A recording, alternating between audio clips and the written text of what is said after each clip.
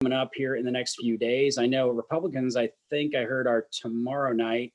I'm not sure when the Democrats have scheduled theirs.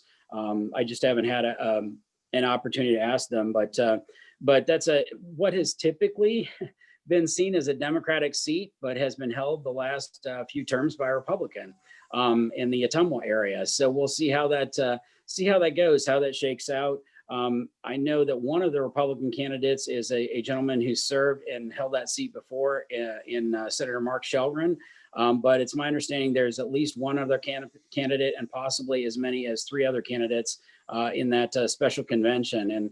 And those special convention processes that nominate these guys and gals are pretty unusual if you haven't been through one. They maybe defy logic just a bit. But with that, just in terms of the general election, how things came out, we're in a situation where the Senate was kind of as expected. It really didn't change. Last year, Republicans controlled 32-18. They still controlled 31-18 because that one open seat. So it's kind of the status quo over there. The House is where we saw a big change and really expected it to be very competitive. Really weren't sure going into the election which way it might go, whether I think folks were hesitant to make a prediction on which party would control. They did expect that whoever controlled would probably control by only 1 or 2 seats. As it turned out, House Republicans picked up 6 seats. So they currently control the House now 59-41. So we have, for the first time in Iowa history, I don't know that we've ever had a circumstance like this before. Certainly the first time for me and for Katie, that a single party has controlled the governor's office, the House, and the Senate for 3 consecutive bienniums. So it's interesting in the sense that, typically that first biennium and maybe a little bit of the second, they kind of get through their checklist a little bit and to a degree run out of things to do and to a degree run out of somebody to fight with other than themselves. So it could get interesting as we go into the process this year. But and in addition to just those raw numbers of who controls what, we also have 26 new members overall. So 18 of those new folks are in the House and 8 of them are in the Senate. So lots of new faces, lots of new folks for us to try to meet and try to recognize with a mask on, which will be interesting too. Another challenging part of our job, I think, this year. It's hard enough. We kind of study those new member profiles anyway and their pictures, trying to make sure we'll be able to recognize them in the hallway or whatever. And now we have the additional challenge of trying to recognize maybe just by their eyes and the top of their forehead. But it will be interesting. And like I say, process-wise, we'll get into in a minute, I think it is very much in doubt yet. In terms of insurance and what we look at, typically we deal with and primarily are concerned with the Commerce Committee in each chamber. And so we knew we were going to have some changes there because the Commerce Chair in the House was retiring. We knew there was a chance that the Commerce Chair in the Senate was going to move into another position. So that did indeed happen. We do have 2 new chairs of that committee in each chamber. So in the House, it is Shannon Lundgren, who's a business owner from up in Northeast Iowa. Interestingly enough, she's been the chair the last couple of years of the Human Resources Committee. So a completely a polar opposite in terms of the committee process in the legislature. She's really been in human resources issues, healthcare and a number of social programs and things of that nature, and now flipping completely to the business side. So I think there were lots of folks in our positions as lobbyists that speculated about who the new Commerce Chair was going to be in the House. I don't know that she made anybody's short list. So that one will be interesting for us. That said, the House does their process just a little bit differently, and they consistently have had sort of an insurance subcommittee, if you will. In particular, a particular Republican and a particular Democrat that get assigned to any of the insurance bills. And so typically that Republican has been John Jacobson, who returns, and typically that Democrat has been Joe Oldson. And many of you know Joe. She spent a stint years ago as a deputy insurance commissioner. So very much informed about insurance issues, very much gets the industry very much has been friendly and open to talking with the industry, has been one of our allies, has consistently been on our PAC giving list. And so I'm encouraged by the fact that not only is Joe returning on the committee and likely to be assigned to those insurance, but she'll get to choose who to assign because she's also the ranking member of the committee. So that's, and she's been in that position in the past as well. But encouraging for us as an industry, just because it's someone that we've worked with, that we know gets our issues and is receptive to hearing from us. So, and just as a sort of an aside, the vice chair of the committee is Representative Cisneros, who replaced the former Commerce chair, who had retired. He's the new Republican over in the Muscatine area that's going to be holding that seat. He's a small business owner and the first Latino member of the Republican caucus in the House side. So I've not met him personally. I've been on a Zoom meeting where I heard him speak, and there was some back and forth, but I have not yet had a chance to meet him. So we'll look forward to that. In terms of the Senate, again, we last year dealt with Senator Dawson from the Council Bluffs area. He was a great chair for 2 years, but we knew with the retirement of the president of the Senate in Charles Schneider that Jake Chapman, who'd been the Ways and Means chair, was likely to move up to president, and that Dawson would then have an interest in the Ways and Means chairmanship, which would open up commerce. And that's precisely how it played out. We got that one right. And those are all folks that we've worked with in the past and had good relationships with as well. But with Dawson moving over to chair Ways and Means, we have a new commerce chair. Fortunately for us, in particular for our association, that new commerce chair is Jason Schultz from Schleswig, Iowa. And some of you know Jason. Jason, before getting elected to the legislature, was an adjuster for Larry Abbey's mutual, as well as a couple of other mutuals in Western Iowa. So he has experience in our industry, is friendly with our industry, is insured by our industry. And additionally, you know, for those of you who remember the storm chaser battle a few years back when we worked on passing that bill, we had to jump through a lot of hoops. We had an unfriendly member of leadership who was trying to keep that bill from coming up in the Iowa House. And in fact, so unfriendly that they scheduled the bill to be debated on the day that they knew that the floor manager of the bill was going to be gone. And Jason Schultz, Senator Schultz was the one who took over floor managing that bill. And so we spent till about 10 o'clock the night before getting him briefed up. And he stayed engaged throughout the process that year, but getting him briefed up so he's ready to run the bill on the floor the next day. So feel very good about that. Ranking member, it has not changed there, and Jim Lycum.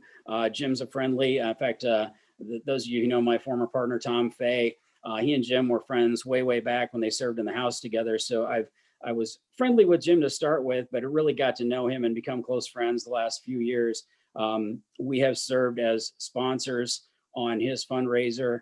And so he's a guy that will look to work with Schultz, will get along well with Schultz, and will be good for us on our issues. And the other one is a new face in terms of the vice chair there, in Carrie Kelker. She is in the middle of her first term in the Senate from Eastern Iowa, but she is one of the hard-charging women, new women elected to the legislature that's really getting some stuff done. And her focus has been in the area of economic development and things of that nature. Those are some of the areas where she's managed bills, but she's a strong pro-business person. Was an economic development director in her area over in Eastern Iowa. So feel good about all those folks. I'm going to take a half a second pause here to grab a drink of water. And in the meantime, do you all have any questions before I continue? Or Katie, do you have anything to add?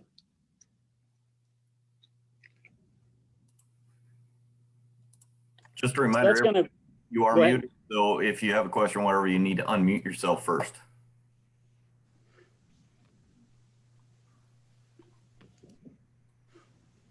So as I alluded to before, I think we are and do have some significant question marks about what this session looks like.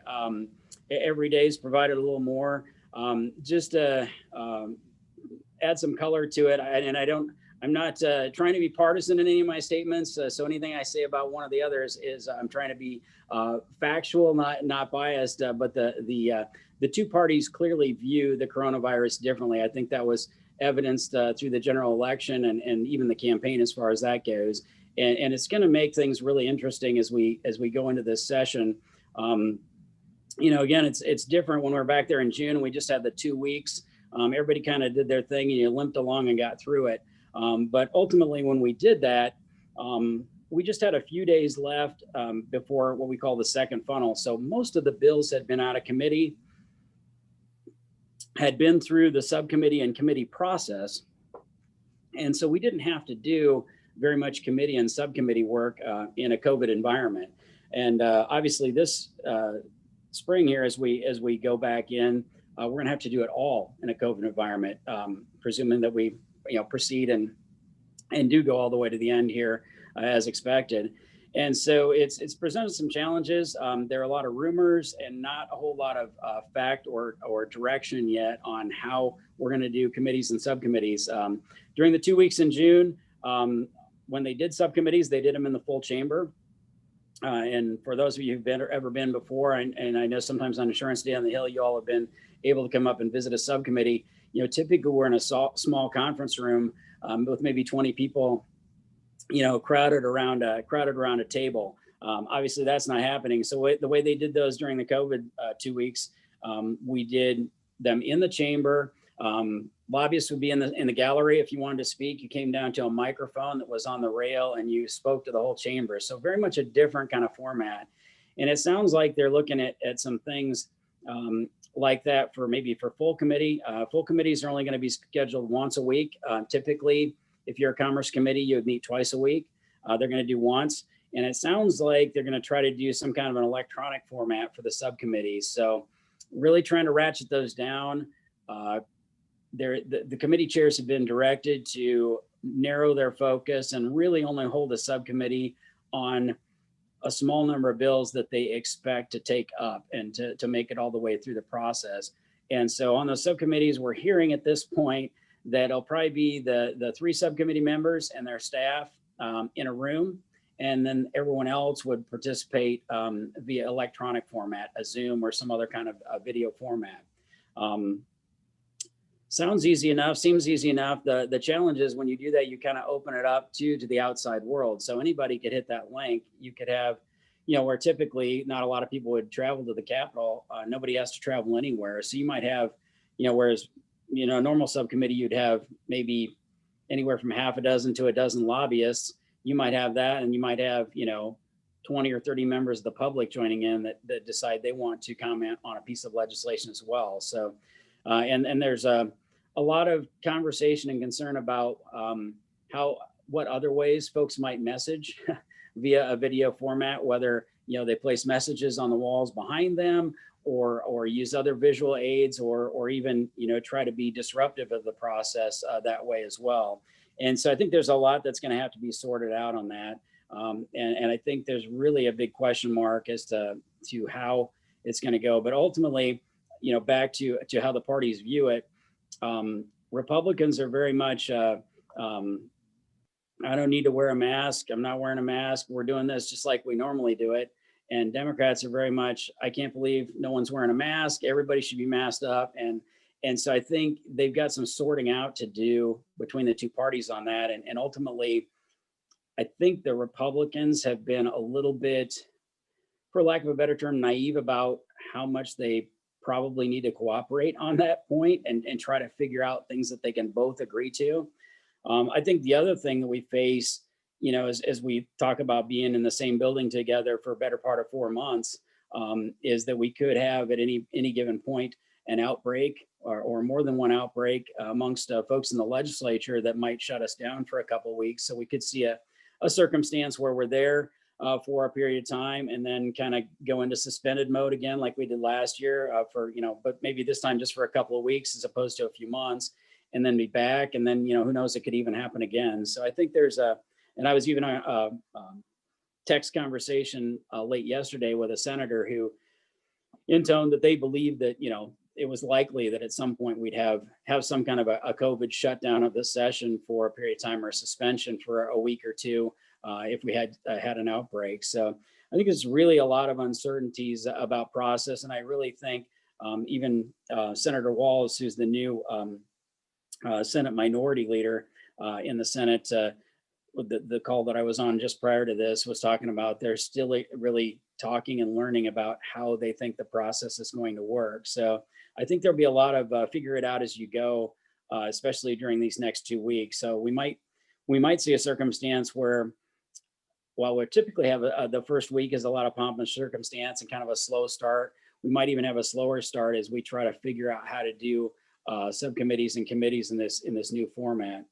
And one of the other things that's changed that you may or may not be aware of, on the second day of session, typically the governor gives her condition of the state speech that is scheduled, but it's typically in the House chamber with a joint session of the Senate and House. And it's typically at like 10 o'clock in the morning. This year, it's going to be scheduled at 6 o'clock in the evening on Tuesday. And I don't know if that's just a little bit to get rid of some of the regular folks who might be hanging around the Capitol. So just fewer people around to, potentially have it be disruptive, but also to try to hit kind of in the 6 o'clock news hour. But everything's just a little bit different. And I know, some of the proposals that the governor really had hoped to introduce maybe a few weeks ago and kind of get out there for folks to be talking about. And I have been kind of couched in terms of recovery. And then as we're having a spike in more numbers, didn't really want to talk about recovery at that time when we're having, an additional spike in the COVID numbers. So it's kind of put that on hold. So I think some of those things that would have already been revealed by now will then, be revealed in her speech on Tuesday night, and we'll, see whatever reaction time it takes from that to know how the legislature feels about those items. But that's kind of how we see things shaping up for now. Again, back to our insurance issues. I think everybody's got kind of so I know state agencies have been directed to narrow their focus, to narrow their legislative proposals this year. I think most associations and lobbying groups have looked the same way, knowing that it's going to be a different kind of session, knowing that there's going to be a focus on doing the budget, doing some COVID recovery related items, but keeping it a little more streamlined, a little focused. I think the number of issues that we see are going to be narrower.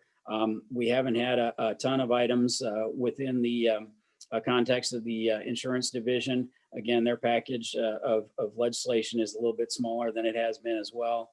So we'll see how things develop the next few weeks. I do know from the meetings that we've been in, there are a lot of folks who have requested their bills, and those bills are being drafted. So I think there's going to be a bit more legislation maybe on the front end that's ready to go, that we might at least see it earlier. The question is how quickly we're going to see it acted upon, or how narrow their focus is in terms of number of bills that they're going to act upon. But with that, I will give you all an opportunity, if you have questions, to take yourself off of mute and ask them.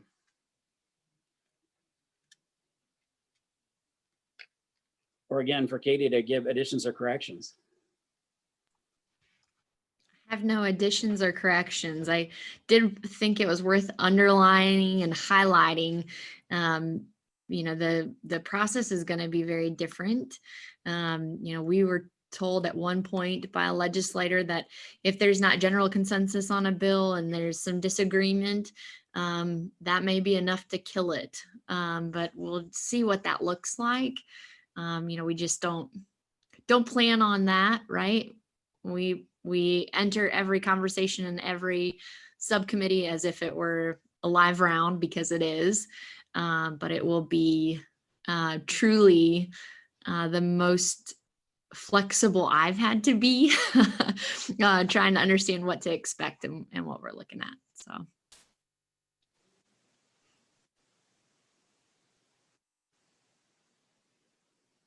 Yeah, I've had some conversations kind of offline with staff that there are just a lot of uncertainties for them too. They really don't know how it's going to work just yet. And some of them are quite nervous about just again, having that many people in the building and what the, what the contacts are going to be like, who's going to be masked up or not, and what kind of distance there's going to be.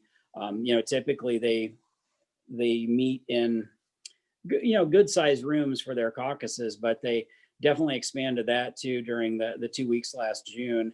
And I don't know that we've heard anything about how they plan to do it this year, but even like the one group went over to the Wallace building where they could be in an auditorium so that everybody could be socially distanced within the room, as they talked about issues too. And so all those kinds of things are just complicating factors in terms of how things flow. And the other thing is, we don't really know. Senator Chapman, the new president of the Senate, told me last night, but kind of said it like, oh, I hadn't really thought about that, but yeah, we should do it that way. Told me that they would be allowing notes to be sent in. I said, because during the 2 weeks in June, they did not allow for any.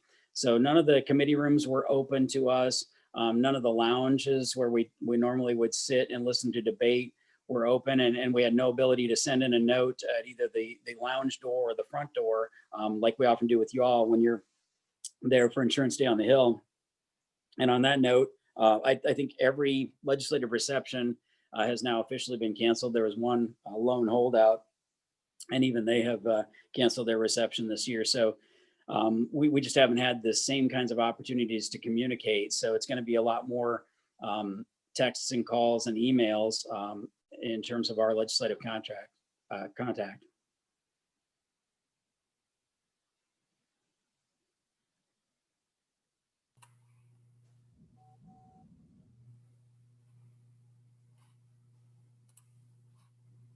Any questions, any concerns, any wild ideas? When I say wild ideas, I start looking for John Paul. Okay, well, I'll be his counterpart. Assuming that CCP happens in July, Congressional Contact Program, what do you see will be different this year? That's a great question. It's funny. I don't know how many on the call have done any airline travel. I have not, but I have a number of friends that travel, that have traveled and have felt at least safe enough doing it. I've got a friend whose family he's got a daughter who's a competition skier. So he's based here in the Des Moines area, and his family's been living in Vail, Colorado here since about Thanksgiving time. And so I know folks have had a reasonably good experience doing that, the folks that I've talked to. So travel is interesting. I don't know. Who knows what this Congress is going to look like. It's funny.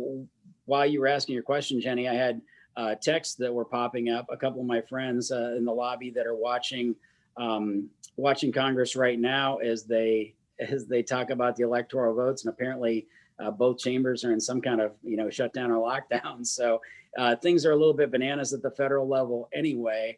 And, maybe that remedies itself in another, 14 days or so. But I think there's a lot of questions as to what things look like and whether or not Congress feels like it wants to have a lot of people visiting from the outside. I don't know what their policy is going to be on that.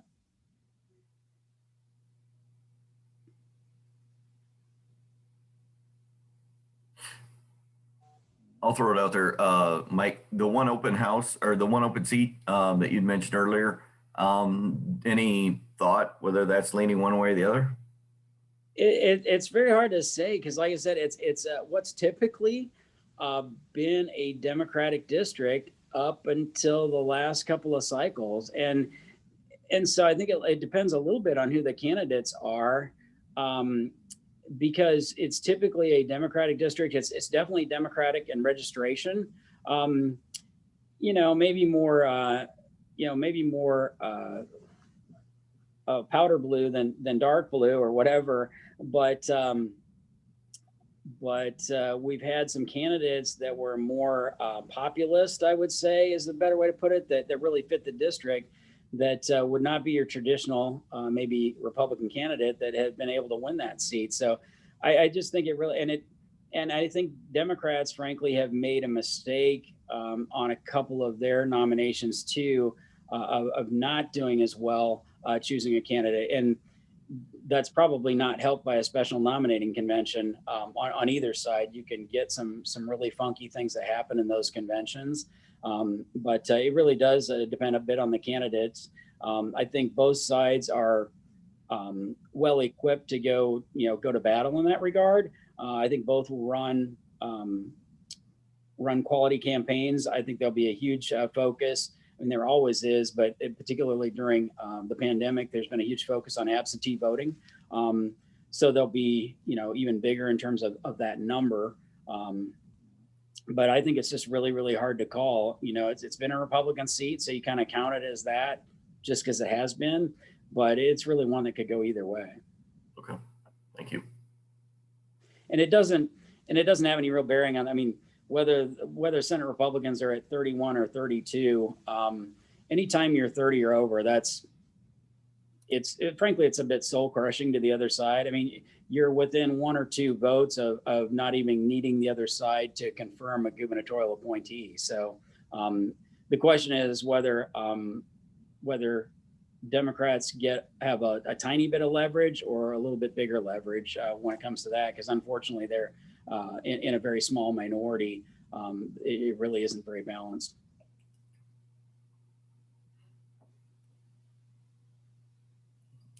Does anybody have any further questions for Mike or Katie?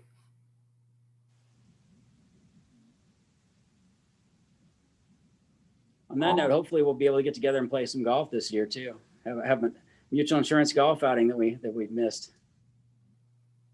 That is true. That is true. As I see at least one of our past hosts on the screen. So. That's right. Well, I won't hold anybody up. It is 1:30. If nobody has any further questions, we'll go ahead and get this turned off. Just a reminder, we do have our next Zoom session is scheduled for the 20th.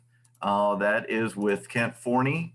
He'll be discussing some issues around annual meetings, holding those virtually, what the state of Iowa and the Insurance Division kind of will and will not allow for that.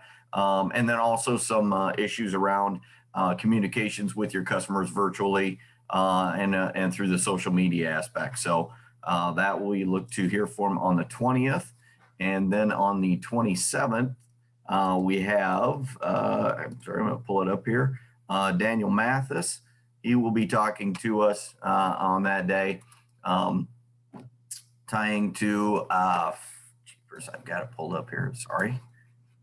Oh, I'm losing it. Oh, I don't have it here.